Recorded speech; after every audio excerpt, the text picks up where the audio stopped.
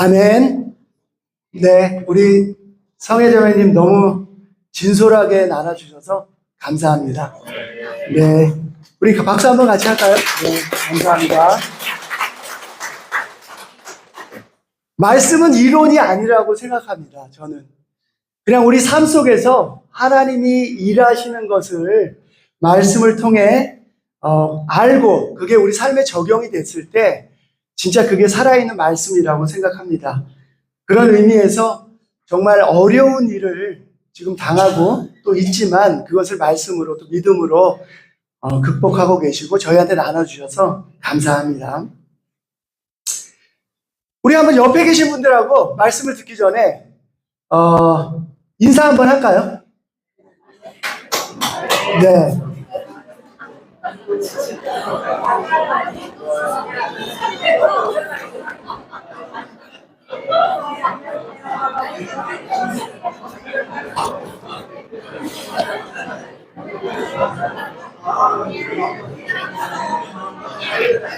네, 좋습니다. 네. 오늘 찬양을 들으면서 날씨만큼 좀 차분한 찬양이어서 저는 개인적으로 참 좋았습니다. 거기에 또 성찬에 들려줬던 시편 23편의 찬양까지도 좀 마음을 차분하게 하는 그런 말씀이었던 것 같습니다. 오늘은 믿음의 여정이라는 제목으로 여러분하고 잠시 말씀을 좀 나누고자 합니다. 기독교의 대표적인 덕목이라면은 잘 아시지만 믿음, 소망, 사랑 아닙니까? 그렇죠? 여기에 대해서는 대부분 동의하시죠? 네. 근데 사실 이 덕목들이 우리가 어떤 하나씩 이뤄나가야 되는 그런 과업이라기보다는 자연스럽게 예수님의 삶을 담기 위해서 살아가다 보면 우리 삶 속에서 이 세 가지 덕목들이 잘 체득되어지는 것을 우리 경험하게 됩니다. 근데 굳이 분리해 본다면은 이 세 가지 중에서 믿음이 출발점이 아닐까 생각을 해봅니다. 믿음하면 성경에서 떠오르는 인물이 누구입니까? 아브라함입니다. 그래서 오늘은 이 믿음의 조상이라고 불리고 있는 아브라함의 삶을 통해서 그의 삶의 여정을 잠시 따라가 보면서 그가 보여줬던 믿음의 여정이 어떤 것인지 한번 살펴보고자 합니다. 그의 삶은 온통 하나님에 대한 믿음으로 움직여졌습니다. 믿음이 아니고서는 설명할 수 없는 삶이었습니다. 대표적으로 그렇게 소중하게 얻었던 아들을 바칠 수 있는 그 장면을 생각하면 하나님에 대한 절대적인 신뢰가 있었다고 생각을 합니다. 오늘 이 아브라함의 삶을 잠깐 살펴보면서 그냥 우리가 좋은 이야기를 듣는 것이 아니라 우리의 믿음을 같이 비교해보고 내가 가야 되는 방향이 어딘지를 한번 살펴보는 시간이 되면 좋겠습니다. 그리스도의 삶에서 믿음은 중요합니다. 로마서 4장 1절에서 3절 말씀인데요. 바울이 또 바울뿐만 아니라 수많은 유대인들은 아브라함의 자손이라는 것을 자랑스럽게 여겼습니다. 뿐만 아니라 아브라함이 살았던 그 삶에 대해서 많은 경우에 인용을 하면서 바로 이분이 믿음의 조상이다. 그걸 통해서 하나님이 어떤 분인지 우리가 하나님을 어떤 믿음으로 쫓아가야 되는지 배우자라고 많이 인용합니다. 그 중에서 바울이 인용했던 구절인데요. 인용했던 아브라함의 이야기인데요. 제가 읽어보겠습니다. 로마서 4장 1절 3절. 그러면 육신상으로 우리의 조상인 아브라함이 무엇을 얻었다고 우리가 말할 수 있겠습니까? 아브라함이 행위로 의롭게 되었더라면 그에게는 자랑할 것이 있었을 것입니다. 그러나 하나님 앞에서는 자랑할 것이 없습니다. 성경이 무엇이라고 말합니까? 아브라함이 하나님을 믿으니 하나님께서 그를 의롭다고 여기셨다 하였습니다.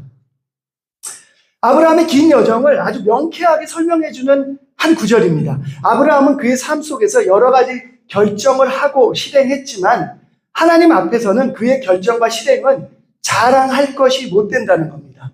오로지 그가 하나님을 믿었다는 것, 그것만이 그를 의롭다고 인정받을 수 있게 한다는 겁니다. 우리의 삶 속에서도 스스로 조심하고 또 조심하고 살펴야 되는 부분이 있다라고 생각하는데요. 그것은 뭐냐 하면 남에게 보여지는 나의 여러 가지 행위가 하나님에 대한 믿음에서 나온 것인지 그렇지 않은지가 굉장히 중요하다고 하는 겁니다. 하나님이 이삭을 제물로 바치는 행위가 중요한 것이 아니라 하나님이 모든 것을 주관하신다는 믿음으로 바쳤기 때문에 그는 그의 믿음 때문에 의롭다는 인정을 받았다고 하는 겁니다. 지금 여러분이 하고 있는 교회에서의 행동, 여러분이 하고 있는 세상에서의 행동에는 하나님에 대한 믿음이 있습니까? 저도 오늘 말씀을 준비하면서 저의 믿음에 대해서 살펴볼 수 있는 시간이 있었습니다. 요즘 교회에서 말씀을 전할 기회가 많은데 내가 대체 어떤 믿음으로 하고 있지? 혹시 의무감으로 하고 있지는 않나? 아니면 마치 교회에서 내가 뭐나 된 것처럼 우쭐대며 말씀을 나누고 있지는 않나? 이런저런 생각이 많이 들었습니다. 그리고 아브라함의 삶의 여정을 보면서 믿음에 대해서 다시 한번 생각하는 시간이 되었습니다. 우리는 아브라함으로부터 배워야 합니다. 아브라함은 하나님을 신뢰했고 하나님의 주신 약속을 믿었고 하나님의 말씀을 따라 살았습니다. 오늘의 첫 번째 포인트는 떠나는 믿음입니다. 창세기 12장 1절에서 4절 말씀인데요. 제가 한번 읽겠습니다. 주님께서 아브라함에게 말씀하셨다. 너는 내가 살고 있는 땅과 내가 난 곳과 너의 아버지의 집을 떠나서 내가 보여주는 땅으로 가거라. 내가 너로 큰 민족이 되게 하고 너에게 복을 주어서 내가 크게 이름을 떨치게 하겠다. 너는 복의 근원이 될 것이다. 너를 축복하는 사람에게는 내가 복을 베풀고 너를 저주하는 사람에게는 내가 저주를 내릴 것이다. 땅에 사는 모든 민족이 너로 말미암아 복을 받을 것이다. 아브라함은 주님께서 말씀하신 대로 길을 떠났다. 하나님이 아브라함을 부르셨습니다. 그때 얘기하십니다. 내가 보여주는 땅으로 가라고. 아브라함은 이 말씀을 듣고 떠납니다.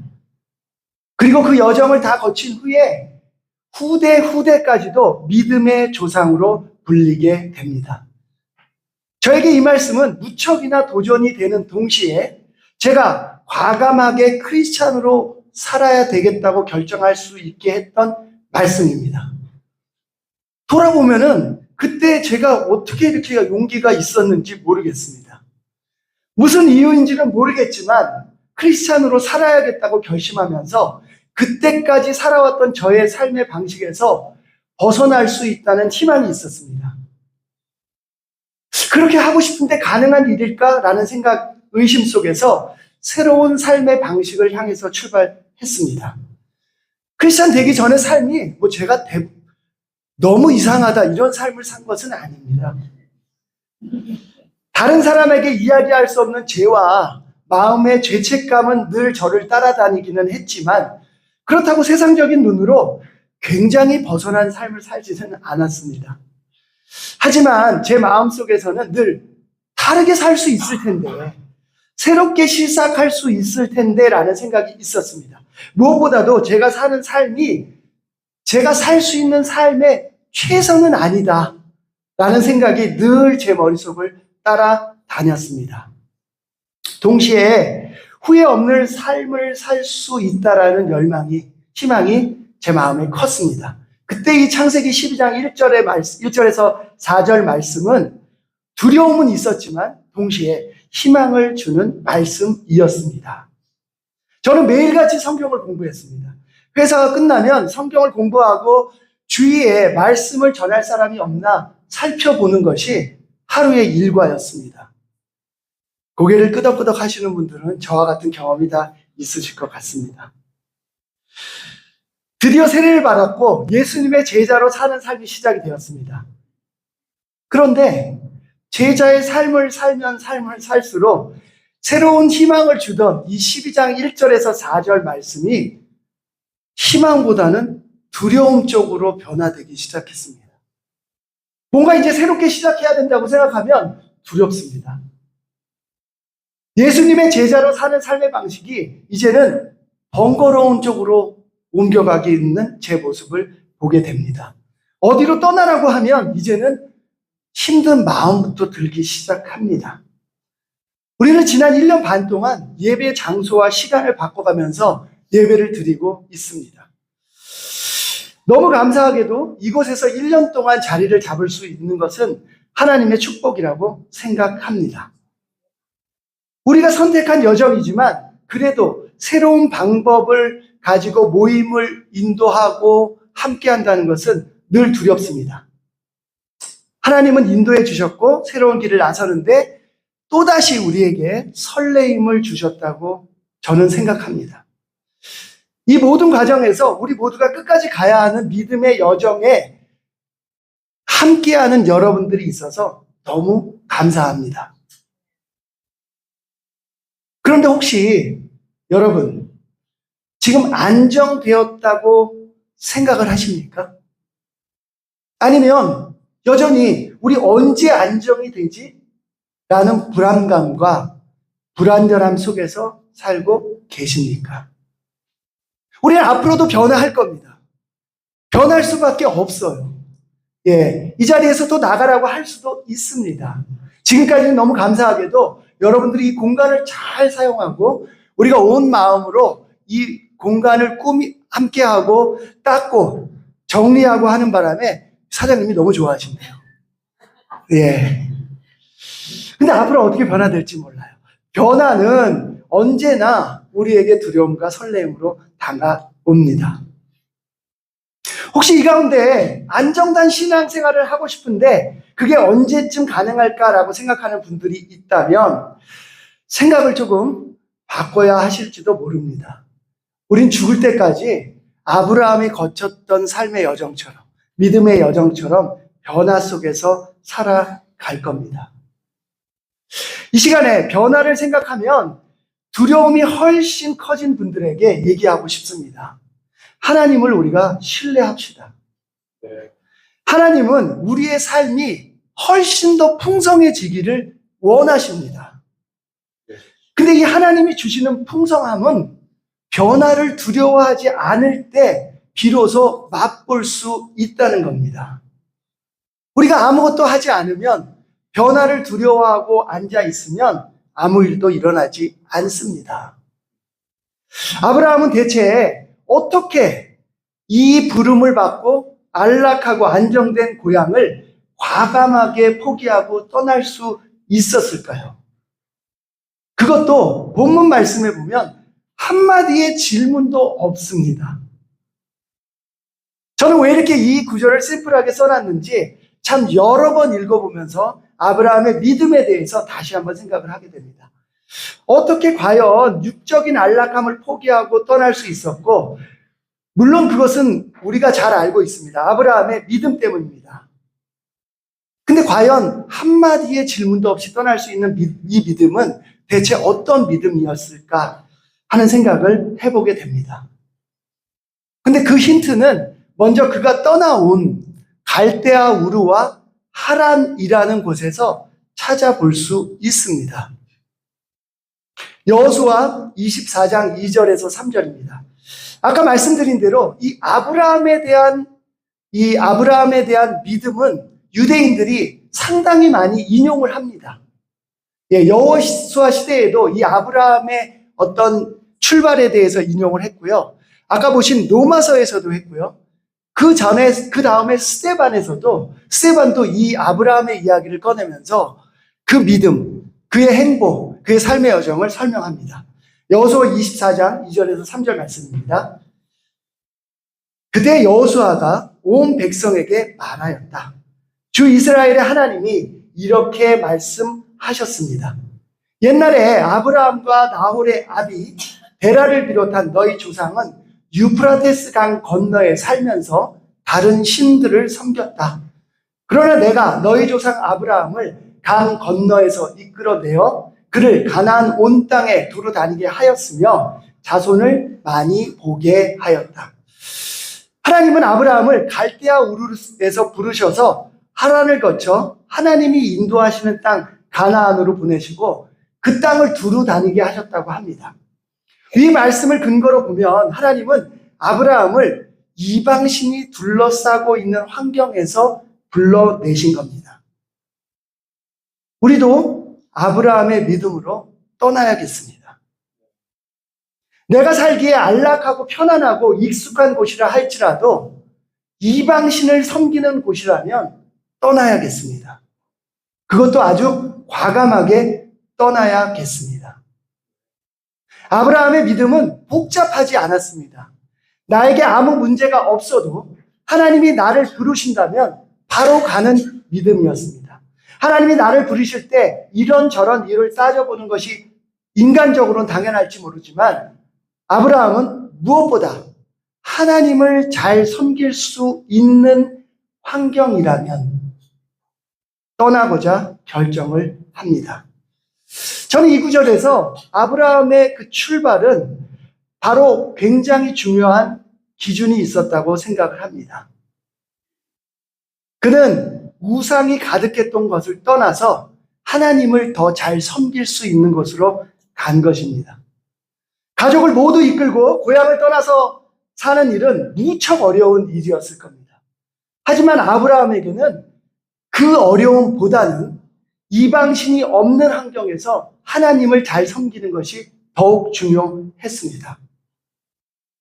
혹시 지금 앉아 계신 여러분, 여러분의 삶이 너무나 편안하고 너무나 안정적인 패턴이십니까?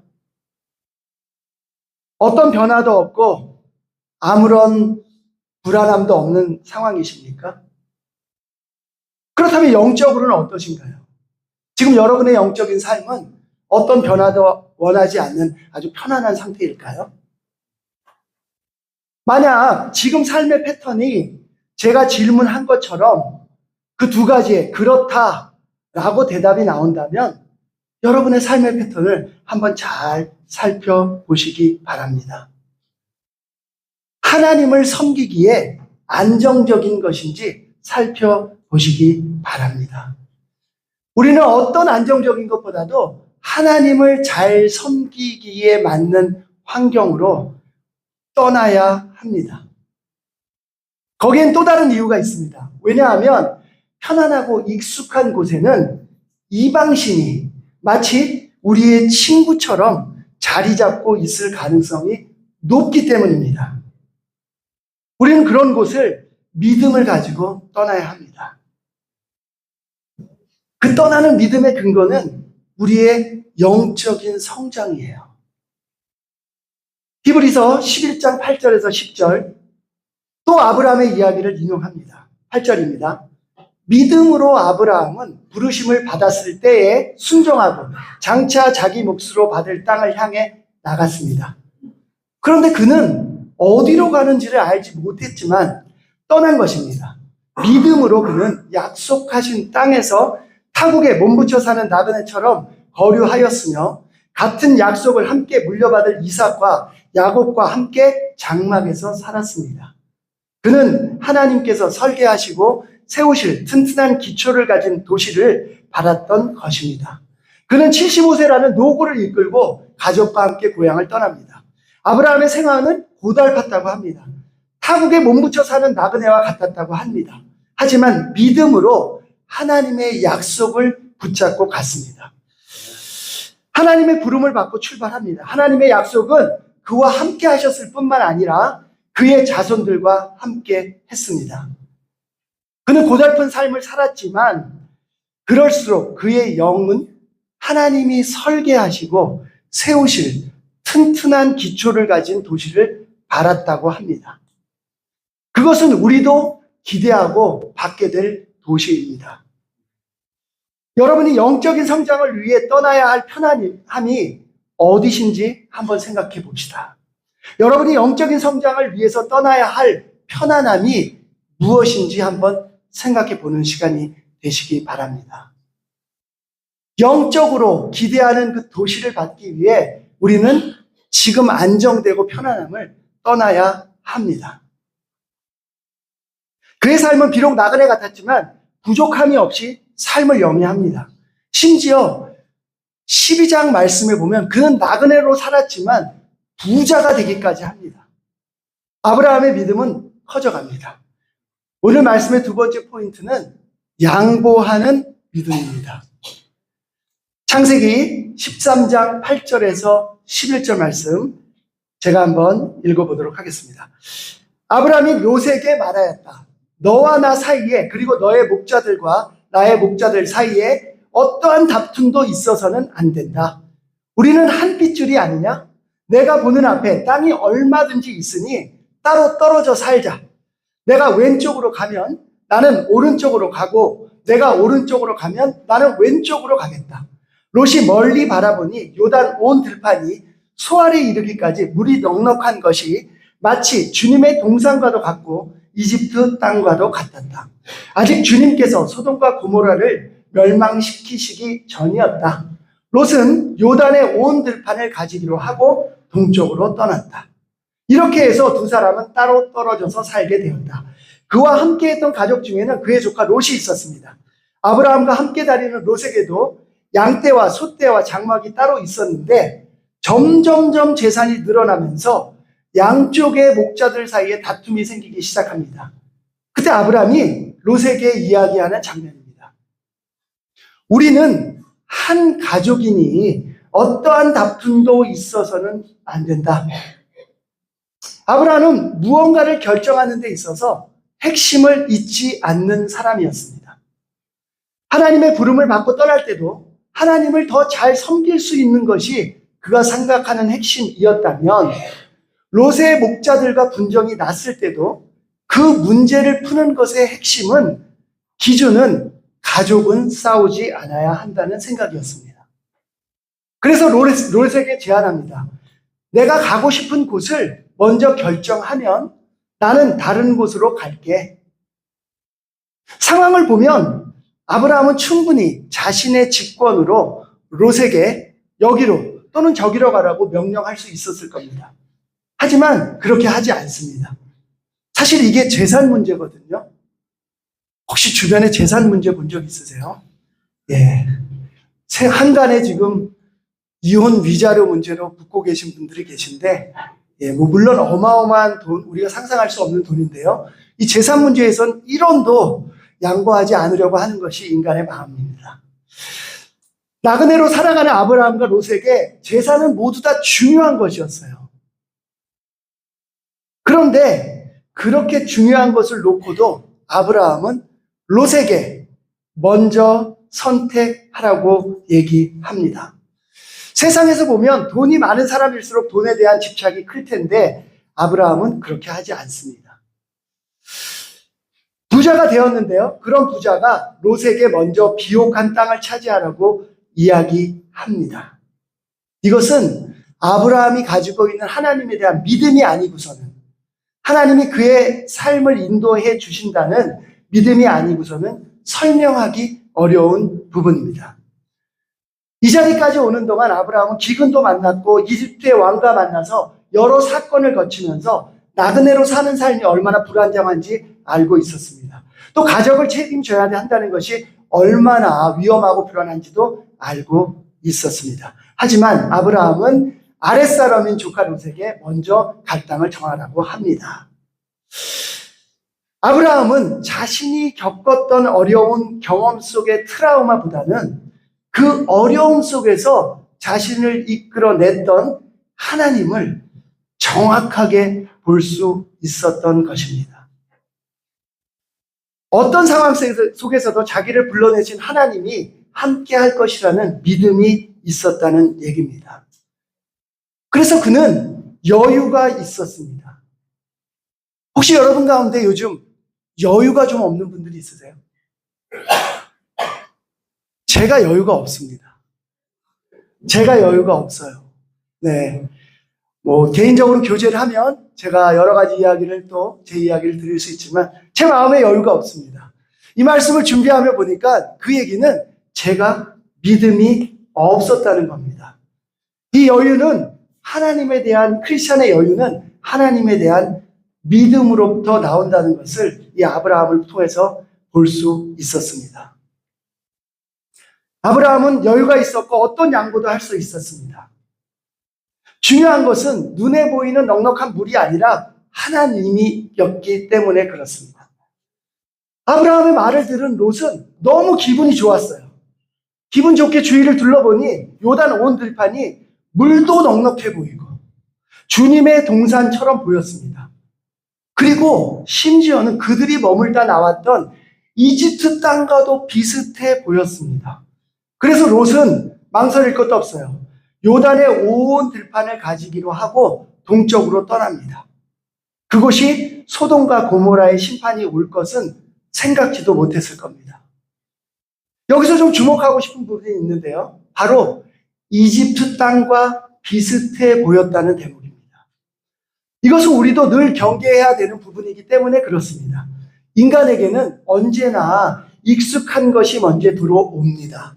우리의 죄성은 죄를 보면 먼저 눈에 들어옵니다. 네, 저도 익숙한 것이 좋습니다. 그래서 의도적으로 의식하지 않으면 언제나 안주하고 싶고 죄가 있는 쪽으로 가고 싶습니다. 롯이 오단 들판을 보니 이집트와 비슷해 보였다고 합니다. 익숙한 것에는요, 변화도 도전도 크게 필요하지 않습니다. 자연스럽게 손이 갑니다. 그것을 선택했습니다. 누가 봐도 비옥해 보였고 친근하게 느껴지는 곳이었기 때문에요. 롯의 선택을 보면서 저의 모습을 보게 됩니다. 익숙함에 끌리며 아무 의식 없이 죄에 빠져드는 저의 모습을 보게 됩니다. 그렇기 때문에 제 주위에는 끊임없이 말씀을 통해서 내가 익숙함에 빠지지 않도록 살펴봐줘야 되는 제자들이 필요합니다. 끊임없이 제가 말씀을 읽어야 되는 시간이 필요합니다. 끊임없이 제가 기도해야 하는 시간이 필요합니다. 영적인 삶은 안주하는 삶과는 거리가 멉니다. 그리고 익숙함 속에는 이방신이 끼어들 여지가 많습니다. 결국 롯이 선택한 그 곳은 어떻게 됐습니까? 도시 전체가 사라지는 하나님의 징계를 받습니다. 아브라함의 믿음은 갈대아 우르에서 나와서 하란을 거쳐 이집트를 통과하며 커졌습니다. 여유가 생겼습니다. 양보하는 믿음이 생겼습니다. 진정한 여유는 믿음에서 나온다는 것을 우리에게 보여주고 있습니다. 우리의 삶에 믿음이 없다면, 여유가 없다면 믿음을 살펴보시기 바랍니다. 아브라함의 고된 나그네 삶을 통해서 우리는 믿음을 배워야 합니다. 중요한 선택의 순간이 있을 때마다 아브라함은 그 선택의 기준은 어떤 것인지 보여주고 있습니다. 본질을 잊지 않습니다. 그 중에 가장 중요한 것은 하나님에 대한 믿음이었습니다. 하나님에 대한 확고한 믿음을 가지고 선택할 때 하나님은 그에게 보여주셨고 그의 믿음은 성장해 갑니다. 그의 믿음은 자신의 가장 소중한 아들을 하나님의 명령에 따라 바치는 순간까지 이르게 됩니다. 저로서는 흉내내기조차 어려운 것이 사실입니다. 하지만 아브라함의 믿음의 여정을 잘 살펴보면서 우리도 그런 믿음을 갖기를 소망해 봅니다.